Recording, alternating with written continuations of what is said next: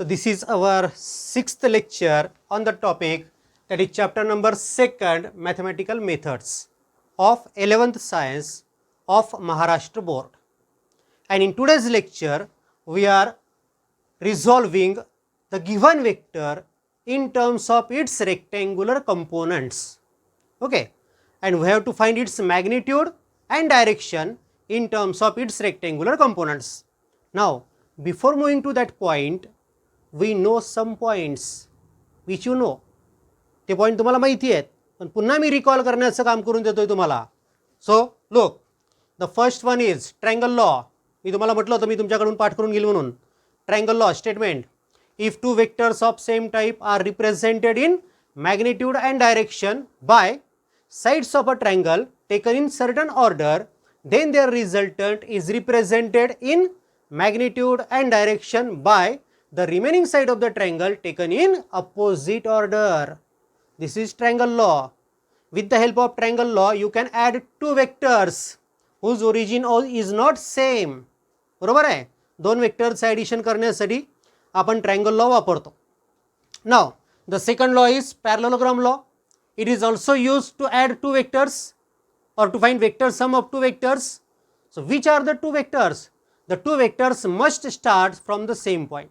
Okay. So the statement is, if two vectors of same type,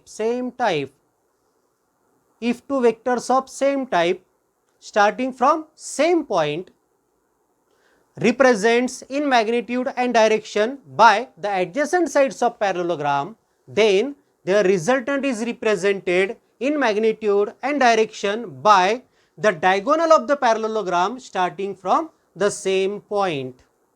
Okay, this is parallelogram law. This law gives the resultant of two vectors. दोन वेक्टरचा resultant आपल्याला triangle law नुसार पण मिळतो, parallelogram law नुसार पण मिळतो. And now if we have to add number of vectors, then we have used polygon law. What is statement of polygon law?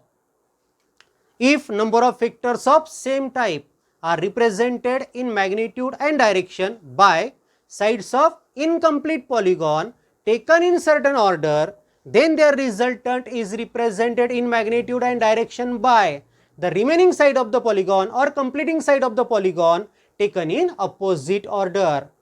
हे तिसरा statement. तिन्ही स्टेटमेंट तुम्हाला पाठ करायचे आहेत. You have to mark these statements. So triangle law, parallelogram law and polygon law. Now look at these figures. As per triangle law, if this is vector P, if this is vector Q, P के सामने अपने vector Q रखा है. Starting from P to end of vector Q, this is the resultant, and this resultant is nothing but vector P plus vector Q, vector sum. ये resultant vector है ये दोनों का. माने इसका मतलब क्या होता है? रिजल्टेंट का मतलब क्या होता है? ये सिंगल वेक्टर का इफेक्ट और ये दोनों वेक्टर का मिला के effect one and the same होता है. बराबर है. So this is called resultant and this two are called its components. This thing you know. Now parallelogram law, let this to be vector P and this to be vector Q. Both originates from the same point. Then their resultant is represented in magnitude and direction by the diagonal. So this is the resultant and this resultant is P plus Q, or you can write Q plus P also. Here also P plus Q or Q plus P also, because vector addition is commutative. This thing you know. Okay. So ये बना resultant. ये दो vector का resultant ये है. Means क्या? इसका मतलब क्या होगा? ये सिंगल वेक्टर का इफेक्ट और ये दो वेक्टर का इफेक्ट सरीका है, एक जैसा है. इसलिए ये दोनों के जगह अपन एक वेक्टर यूज कर सकते, या ये इस एक वेक्टर की जगह अपन ये दो वेक्टर यूज कर सकते. Okay. So these are the components of R, and R is resultant of P and Q. दोनों पॉइंट ध्यान में रखो. फिर अपन ने तीसरा लॉ पढ़े, parallelogram law. So let us this to be vector P represented by this particular side, this to be vector q represented by this side, this to be vector r say represented by this side, this is say vector s, this is say vector t. All these vectors are taken in certain order. They are represented by sides of incomplete polygon. Then their resultant is represented in magnitude and direction by, this is the resultant, remaining side of the polygon is resultant, and it is equal to vector sum of all p plus q plus r plus s plus t. Okay, अब मुझे बताओ ये resultant अगर है तो ये p q r s t ये क्या है? ये है इसके components. These are components of this resultant. इसको नाम अलग देते हैं अपन, ये बोलते हैं इसको. इसके कंपोनेंट ये है. क्यों कंपोनेंट है उसके? बिकॉज इसका जो इफेक्ट है वो सिंगल वेक्टर का इफेक्ट और ये 5 वेक्टर का effect one and the same है, इसलिए ये हो गया रिजल्टेंट, ये बन गए उसके कंपोनेंट्स. अब एक पॉइंट मुझे बताओ, एक पॉइंट मुझे बता कि अगर एक आधा वेक्टर अपने पास है तो उसके कितने कंपोनेंट अपने को निकालते आएगी? If I have one vector then how many components I can find? Look at this particular figure. Let this vector I have, vector से p. How many components I can find? These are two components of vector p because ये दोनों का effect और ये single vector का effect Sarika है. ये एक वेक्टर है, एक दूसरा वेक्टर है, तीसरा वेक्टर है.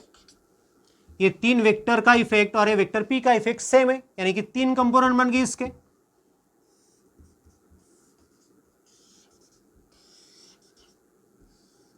ये 5 वेक्टर दिख रहे तुम्हारे को, 1 2 3 4 5. Starting point of the first to end point of the last is equal to vector p, यानी कि 5 इसके कंपोनेंट बन गए.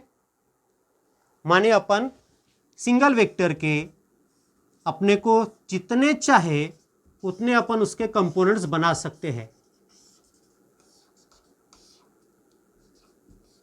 All these are its component.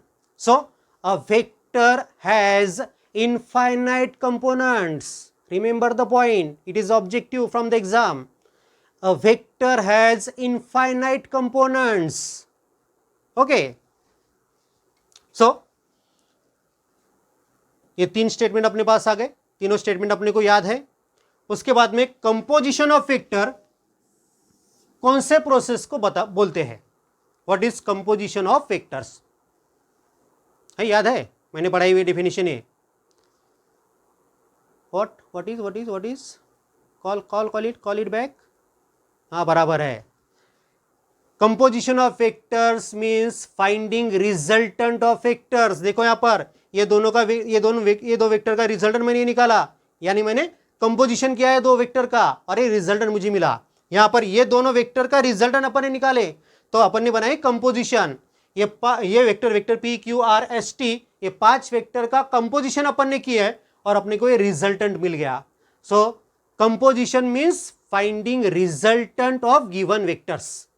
जो वेक्टर अपने को दिए हैं उनका रिजल्टेंट निकालने की जो प्रोसीजर है उस प्रोसीजर को बोलते हैं कंपोजिशन ऑफ वेक्टर. और उसकी उल्टी प्रोसीजर, ये देखो एक वेक्टर था, इसके मैंने 2 कंपोनेंट निकाले थे, इसके मैंने 3 कंपोनेंट निकाले, इसके मैंने 5 कंपोनेंट निकाले और बहुत सारे कंपोनेंट निकाले. रिजल्टेंट के कंपोनेंट बनाने की जो प्रोसीजर रहती है उसे बोलते हैं resolution of vector. Composition of vector बोले तो रिजल्टेंट बनाने की प्रोसीजर और रिजोल्यूशन ऑफ वेक्टर बोले तो कंपोनेंट्स निकालने की procedure. Okay, we know composition of vector, the procedure of finding resultant of given vectors, and resolution of vector, the procedure of finding components of given vector is called resolution. What is resultant vector? What is resultant vector? It is a single vector whose effect is same as that of number of vectors. So that is the resultant vector. And what are components of vectors? What are components of vector? These are the number of vectors having same effect as that of the single vector. So these number of vectors are called components of the vector. ठीक है, ये सब point अपने को पता है. मैंने फिर से आपका रिवाइज कर दिया पूरे पॉइंट, क्योंकि मुझे इन सब पॉइंट का काम है अगले टॉपिक में. ओके, वो आपका रिवाइज होना, इसलिए मैंने रिवाइज कर दिए. Now you know resolution of vector. Resolution of vector means finding components of given vector. बरोबर है. Now look, what are rectangular components. Rectangular components क्या होते हैं? If the components makes an angle 90 degree with each other, then these components are called rectangular components. जो components के बीच में 90 degree का एंगल होता है, उन कंपोनेंट को अपन रेक्टेंगुलर कंपोनेंट्स बोलते हैं. ये अपने को पता है. Okay, now I have to resolve vector into its rectangular component. मुझे इस वेक्टर के रेक्टेंगुलर कंपोनेंट्स डिटरमाइन करने हैं, इसलिए मैंने क्या किया देखो. So let us consider this vector R in X Y plane, rectangular coordinate system. बराबर है. In X Y plane let us consider this vector R. Now I have to resolve this vector. Resolve this vector means I have to find its components. Now how I can find its component? Look at the figure. Draw perpendicular from the end of the vector r on x axis and on y axis. Point C from point C draw perpendicular on x axis at A, and from point C draw perpendicular on y axis which meets the y axis at point B. Okay, now look at the figure. This and this, whether these two vectors, I called it as vector rx and this as vector ry. Whether rx and ry are component of this r or not. ये जो दो vector आपको दिख रहे हैं, ये vector r के component है या नहीं है? है तो क्यों है, नहीं तो क्यों नहीं है. सीधी सी बात है. Yes, you got it. These are the components of this vector r. Why? Look at this figure. This is a parallelogram. This is a parallelogram whose sides are represented by the two vectors, and this is their resultant, the diagonal starting from the common point. ये parallelogram बन गया. Parallelogram के दो side दो vector है, तो उसका जो डायगोनल रहता है कॉमन पॉइंट से स्टार्ट होने वाला, वो उसका रिजल्टेंट रहता है. सो दिस इज रिजल्टेंट, माने ये r x, vector are x और ये वेक्टर आर वाई बन गए इसके components. Now this component is along x direction and this component is along positive y direction. So angle between these two is 90 degree, and as the angle between these two is 90 degree means these vectors are the rectangular components. ये दो उसके rectangular components बन गए. So applying parallelogram law, we get vector r is equal to vector rx plus vector ry है. बराबर. Vector r is equal to, ये diagonal है, resultant है ये दोनों का. आर एक्स और आर वाई ये x डायरेक्शन से, पॉजिटिव x डायरेक्शन से है, ये पॉजिटिव y डायरेक्शन से, यानी कि दोनों रेक्टेंगुलर कंपोनेंट्स है. So this representation of vector r in terms of rx and ry means in terms of rectangular components.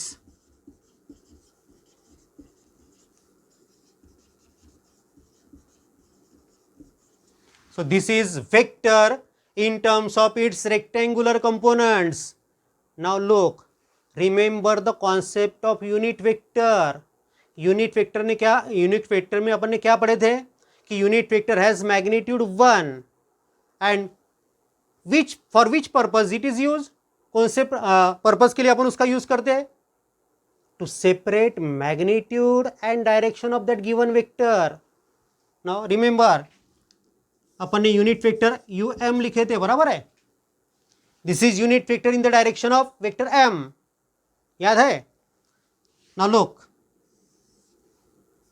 Suppose this vector is of magnitude 6 और ये वेक्टर है समझो वेक्टर p, तो अपन ने क्या लिखे थे इसको, vector p is equal to 6 times यानी कि magnitude unit vector in the direction of p।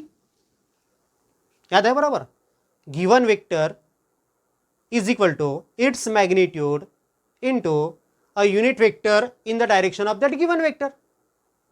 याद है, हाँ ठीक है, okay. Now look at this figure, look at this equation, vector r मानिए रिजल्टेंट आर एक्स बोले तो x डायरेक्शन से जो कंपोनेंट है वो वेक्टर आर एक्स वेक्टर, वो आर एक्स वेक्टर को मैं ऐसा लिखता, उसकी मैग्नीट्यूड आर एक्स और आर एक्स के डायरेक्शन से रहने वाला यूनिट वेक्टर, आर एक्स के डायरेक्शन से रहने वाला यूनिट वेक्टर बोले तो पॉजिटिव एक्स डायरेक्शन से रहने वाला यूनिट वेक्टर कौन सा रहता है, यूनिट वेक्टर आई, बराबर है। So I, now tell me whether this representation is correct or not as per this given vector is equal to its magnitude into unit vector in its direction। ये जो vector are x था इसकी magnitude are x जितनी है और direction positive x direction है, so magnitude लिखा मैंने उसकी और unit vector in the direction of the vector I plus are y बोलो तो इस डायरेक्शन से रहने वाला कंपोनेंट वाई डायरेक्शन से, तो उसकी मैग्नीट्यूड कितनी, मैग्नीट्यूड है आर वाई जितनी, इसकी लेंथ जितनी, सो आर वाई जितनी उसकी मैग्नीट्यूड और डायरेक्शन पॉजिटिव वाई डायरेक्शन, और पॉजिटिव वाई डायरेक्शन बताने के वास्ते अपन यूनिट वेक्टर यूज कर सकते हैं। कौन सा वाला यूनिट वेक्टर यूज करेंगे अपन, यूनिट वेक्टर जे, बराबर है। So you will use unit vector J. So this is representation of the given vector in terms of, ये तो कंपोनेंट की मैग्नीट्यूड है, आई और जे क्या है, what are I and J vectors, these are rectangular unit vectors, these are rectangular unit vectors। so this representation of given vector in terms of rectangular unit vectors। देखो vector r is equal to are x plus are Y, ऐसे अगर तुमने लिखे तो ये हो गया given vector in terms of its rectangular component, और अगर वेक्टर आपने ऐसा लिखा vector r is equal to are x I plus R Y J, तो ये हो गया vector in terms of its rectangular unit vector. दोनों में का डिफरेंस देखिए क्या है, तो ठीक है। अब मैंने ये 2 डायमेंशन में निकाला, अगर इसका यहाँ पर मैंने z डायरेक्शन कंसीडर की होती तो ये वेक्टर मुझे कैसे लिखते आता, vector r is equal to उसका x कंपोनेंट प्लस उसका y कंपोनेंट प्लस उसका z कंपोनेंट, बराबर है। और ये कैसा लिखता मैं, vector r is equal to are x I plus R Y J plus are z k. In 3 dimension you can write like this. और 3 डायमेंशन में क्या फिगर मैंने अगर यहाँ पर लिखाई तो फिगर आपको कंफ्यूज कर डालेगी, इसलिए मैं उसको बाजू में रख रहा, इस पर से आपको लिखते आता है ऐसा, ठीक है। ये हो गया अपना resolution of this vector into its rectangular component and its representation in terms of rectangular component as well as in terms of rectangular unit vector, ऐसा उसको लिखते हैं। Now let this resultant vector r makes an angle theta with vector से r x. ये positive x direction के साथ ये vector r theta इतना एंगल बना रहा है, okay. So now tell me length of this side, r sine theta, and length of this side r cos theta, बराबर है क्या। याद नहीं आ रहा होगा तो फिर से बताता हूं, और ध्यान में रखिए तुम्हारे को 11वीं में 12वीं में अगर इंजीनियरिंग साइड में आप गए तो सब तरफ इसका यूज होने वाला है पर्टिकुलर प्रॉपर्टी का।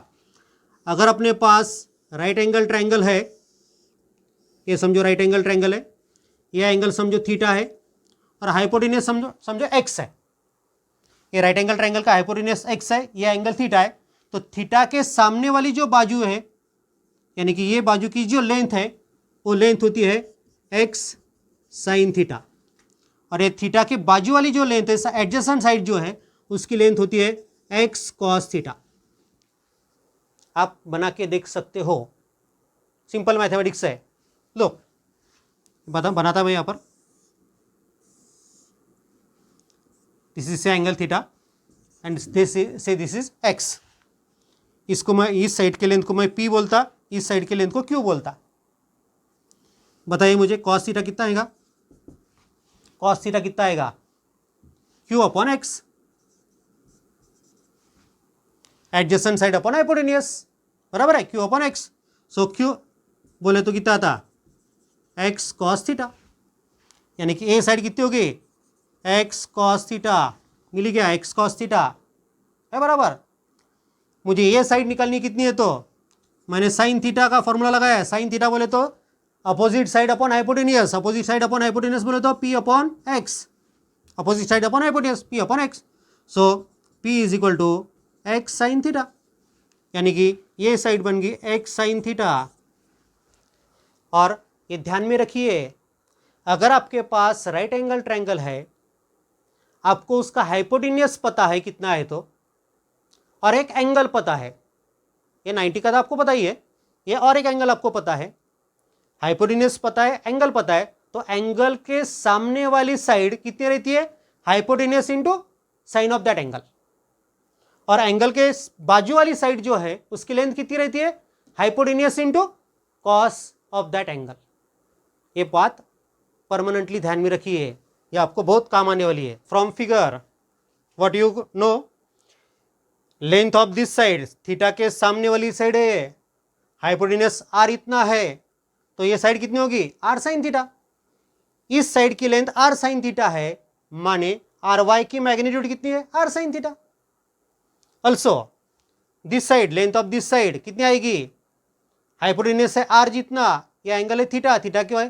थीटा की लगत वाली साइड है, एडजेसेंट साइड है, तो ये आएगी आर कॉस थीटा, बराबर है।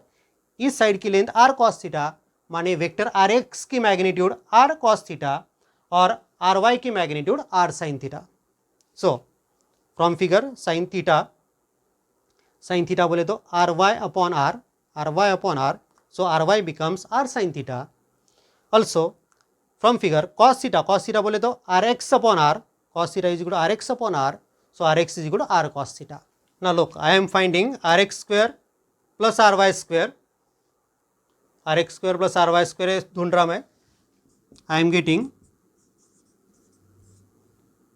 rx की जगह पर r cos theta रखा अपन ने, ry की जगह पे r sin theta रखा, so r square कॉमन निकाले, ब्रैकेट में रहेगा cos square theta plus sin square theta,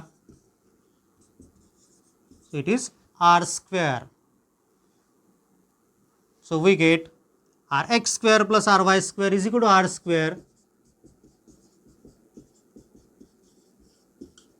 So r will be equal to root of rx square plus ry square.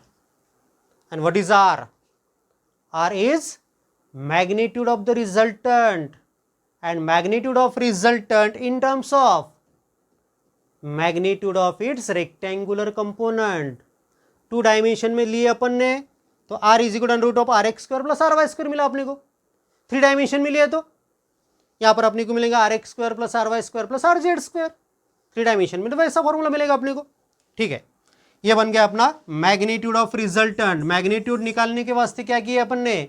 Are x square plus R Y square, माने ये दोनों का squaring and adding कर दिए। R x square plus R Y square किए बोले तो अपन ये दोनों का स्क्वेयरिंग एंड एडिंग किए, अपने को मिला R square. So R square is equal to are x square plus R Y square, माने vector R, sorry magnitude of vector are is under root of are x square plus R Y square. ये मिली अपने को। और resultant की magnitude in terms of its rectangular components. Okay, ये होगा पहला पार्ट। अब अपने को डायरेक्शन निकालनी है, तो डायरेक्शन निकालने के वास्ते अपन कौन सा फंक्शन यूज करते हैं? साइन करते हैं कि कॉस करते हैं कि टेन फंक्शन यूज करते हैं? Ten function. So for finding direction use ten function. So I am finding tan theta. Tan theta, this direction means I am finding this angle. Tan theta is equal to क्या रहता? Opposite side upon adjacent side. Opposite side कितनी है? R y, adjacent side कितनी है r x. So theta is equal to tan inverse r Y upon are x and this is the direction of resultant. ये बन गई resultant की direction. Okay, so resultant की magnitude बन गई under root में are x square plus R Y square in 2 dimension. In 3 dimension under root में are x square plus R Y square plus are Z square. और direction tan inverse R Y upon are x. So direction of the vector in terms of magnitude of its component, rectangular components. ठीक है, यह है resolution of vector into rectangular components. तो given vector जो vector R है वो अपन उसके rectangular component में ऐसा लिख सकते 2 डायमेंशन में vector are x plus vector are y. If you want to represent it in 3 dimension then it can be written like this, vector are is equal to vector are x plus vector are y plus vector r z. It can be written in terms of rectangular unit vector. कैसे लिख सकते हैं अपन इसको, vector are is equal to vector are x I plus R Y J plus in 3 dimension plus are z के. क्या लिखा है अपन ने, ये रिजल्टेंट वेक्टर के अपन ने मैग्नीट्यूड निकाले. मैग्नीट्यूड निकालने के वास्ते कंपोनेंट के मैग्नीट्यूड का स्क्वायर बनाए, आर एक्स और आर वाई की वैल्यू निकाले और उसका स्क्वायर किए और एडिशन किया उनका दोनों का by squaring and adding both. So we get r is equal to under root of are x square plus R Y square in 2 dimension and in 3 dimension under root of are x square plus R Y square plus are Z square. ठीक है, यहाँ तक ये हो गया उसकी magnitude. और direction निकालने के वास्ते अब फिर से अपन ने tan फंक्शन का यूज़ किया. सो tan थीटा अपने को मालूम था ये एंगल करता है रिजल्टेंट ये एक्स डायरेक्शन के साथ में. So tan theta is equal to R Y upon are x. So theta is equal to tan inverse R Y upon are x. So this is direction in terms of magnitude of rectangular components. This is magnitude of resultant in terms of magnitude of its rectangular components. Okay, point एकदम simple है और इतना कुछ hard नहीं उसमें, लेकिन ये जो रिप्रेजेंटेशन है ये आपको याद रखना है. अब ध्यान में रखो, अगर एक आधा वेक्टर ऐसे लिखे vector are is equal to 2i plus 4j, तो ये बोले तो ये जो रिप्रेजेंटेशन है ये कौन सा रिप्रेजेंटेशन है, ये है या ये है, ये वाला, बराबर है. It is in terms of rectangular unit vector. ये क्या है, ये है उसकी x कंपोनेंट की मैग्नीट्यूड और ये क्या है उसका y कंपोनेंट की मैग्नीट्यूड. ठीक है, सो आर एक्स की वैल्यू है यहाँ पर 2, आर वाई की वैल्यू है 4. अगर यही वेक्टर ऐसा मैंने लिखा होता तो ये रहती z कंपोनेंट की magnitude r z 2, 4, 3 r x r y r z. इस फॉर्मूले में वैल्यू पुटअप कीजिए, आपको उसके मैग्नीट्यूड मिलेंगी. बराबर है. Problems are simple.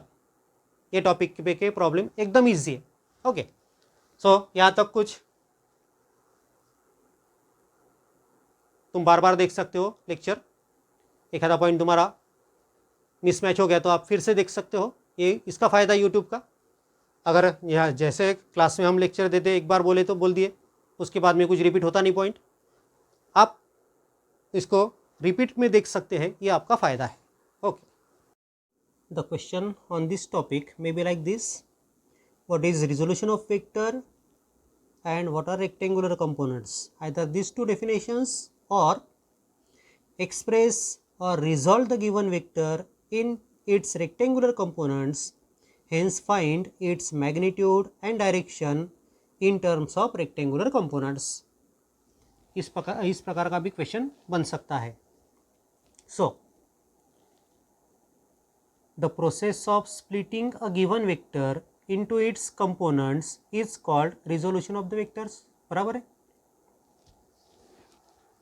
Also, if the components of a vector are perpendicular to each other, then they are called rectangular components. Now look at the figure. OC, यह है vector R. Draw perpendiculars from C that meets x axis at A. C point से perpendicular डालना है आपको x axis पे, कि जो x axis पर पॉइंट ए पर मिलेगा and y axis at B, ये पॉइंट सी से वाई एक्सिस पे परपेंडिकुलर डालना है अपने को, और जहाँ पर वो मीट करेगा वाई एक्सिस को वो पॉइंट को नाम देना है अपने को point B. Okay, so that O A is vector are x is the X component of X component and O vector O B is equal to vector R Y is the Y component of R. O A ये बन गया X component R का are x, और O B बन गया Y component R का, बराबर है. So according to parallelogram law, देखो ये पैरेललोग्राम बन गया. आपको पैरेललोग्राम किसको बोलते हैं? दोनों सामने वाली साइड सरकी होने और दोनों सामने वाले एंगल सरके होने, सरके हैं, इसलिए वो पैरेललोग्राम है. So using parallelogram law this is resultant of this two vectors. So vector are is equal to vector are x plus vector are y. ये क्या बन गया? This is representation of given vector in terms of its rectangular component. अब r x vector यानी कि x direction से रहने वाला जो वेक्टर होता है उसको अपन ऐसे लिख सकते हैं, उसकी मैग्नीट्यूड, और एक्स डायरेक्शन से रहने वाला यूनिट वेक्टर आर वाई, ये वाई डायरेक्शन से रहने वाला वेक्टर है, इसको कैसे लिख सकते हैं अपन? R Y into J. So this can be written like this. So vector are is equal to are X into unit vector I plus are Y into unit vector J.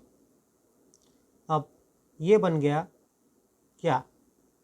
Given vector in terms of its rectangular unit vectors. ये बात ध्यान में रखो, ये क्या है? Vector in terms of rectangular components, और ये क्या है? Vector in terms of rectangular unit vectors. Okay, उसके बाद में अपन ने उसकी मैग्नीट्यूड निकाली थी, वो फिगर पर से r x is equal to r cos theta मिला था अपने को, क्योंकि cos theta r x upon r है और sine theta is equal to R Y upon r है, इसकी वजह से r Y is equal to r sine theta मिले थे अपन को. आर एक्स और आर वाई की वैल्यू अपने को फिगर पर से मिली थी. वेक्टर का स्क्वेयरिंग और एडिंग बनाए अपन ने. So R square cos square theta plus R square sine square theta is equal to are x square plus R Y square. So it becomes R square bracket में cos square theta plus sine square theta is equal to are x square plus R Y square. So R square is equal to are x square plus R Y square, माने R is equal to under root of are x square plus R Y square. और ये क्या है? ये है resultant की magnitude. Are बोले तो रिजल्टेंट की मैग्नीट्यूड, अंडर रूट में आर एक्स स्क्वायर माने एक्स कंपोनेंट के मैग्नीट्यूड का स्क्वायर प्लस वाई कंपोनेंट के मैग्नीट्यूड का square. So this is magnitude of vector in terms of magnitude of its rectangular components in two dimension. Two dimension में ऐसे लिखेंगे अपन, 3 dimension होगा तो स्क्वायर रूट में प्लस आर जेड स्क्वायर बढ़ेगा.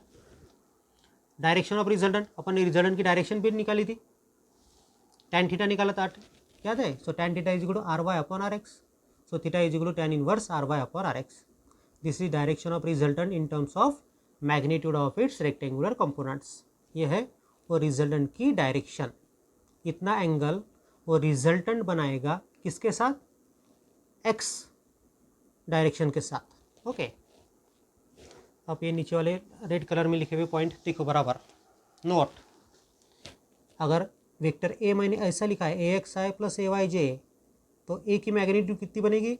अंडर रूट में A X square plus A Y square. अगर ये वेक्टर ए ऐसा लिखा है अपन ने, क्यों ऐसा वेक्टर अपने को दिया है A X I plus A Z के, तो इसकी मैग्नीट्यूड कितनी आएगी? इसकी मैग्नीट्यूड आएगी अंडर रूट में A X square plus A Z square. अगर वेक्टर ऐसा लिखा है A Y J plus A Z K, then magnitude of A will be equal to under root of A Y square plus A Z square. अगर 3 dimension में vector दिया है अपने को, माने वेक्टर ए दिया है A X I plus A Y J plus A Z K, then उसकी मैग्नीट्यूड कितनी बनेगी? उसकी मैग्नीट्यूड बनेगी under root of A X square plus A Y square plus A Z square. Okay, यह वो vector की मैग्नीट्यूड कैसी निकालनी है उस बारे में. Okay, thank you for watching. So let us consider a vector r is equal to OC, vector OC originating from the origin of a rectangular coordinate system.